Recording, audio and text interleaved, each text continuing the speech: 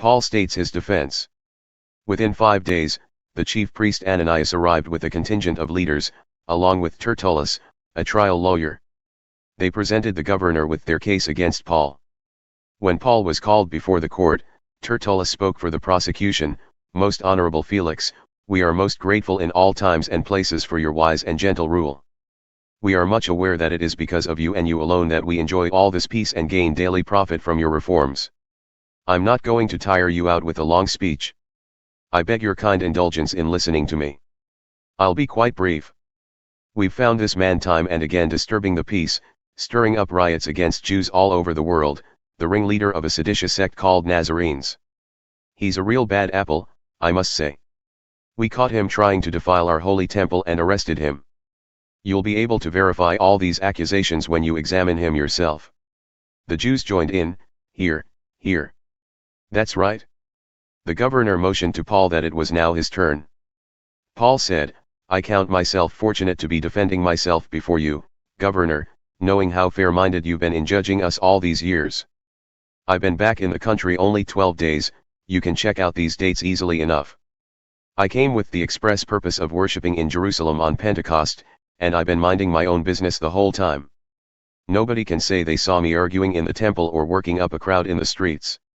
Not one of their charges can be backed up with evidence or witnesses.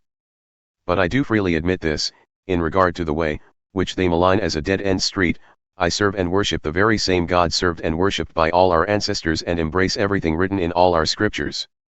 And I admit to living in hopeful anticipation that God will raise the dead, both the good and the bad.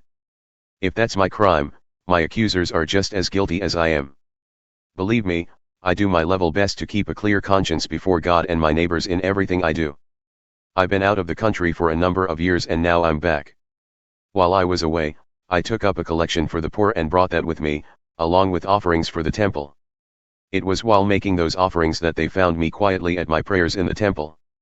There was no crowd, there was no disturbance. It was some Jews from around Ephesus who started all this trouble. And you'll notice they're not here today. They're cowards, too cowardly to accuse me in front of you. So ask these others what crime they've caught me in. Don't let them hide behind this smooth-talking Tertullus. The only thing they have on me is that one sentence I shouted out in the council, "It's because I believe in the resurrection that I've been hauled into this court." Does that sound to you like grounds for a criminal case? Felix waffled. He knew far more about the way than he let on, and could have settled the case then and there. But uncertain of his best move politically, he played for time. "When Captain Lysias comes down, I'll decide your case." He gave orders to the centurion to keep Paul in custody, but to more or less give him the run of the place and not prevent his friends from helping him. A few days later Felix and his wife, Drusilla, who was Jewish, sent for Paul and listened to him talk about a life of believing in Jesus Christ. As Paul continued to insist on right relations with God and his people, about a life of moral discipline and the coming judgment, Felix felt things getting a little too close for comfort and dismissed him. "That's enough for today. I'll call you back when it's convenient." At the same time he was secretly hoping that Paul would offer him a substantial bribe.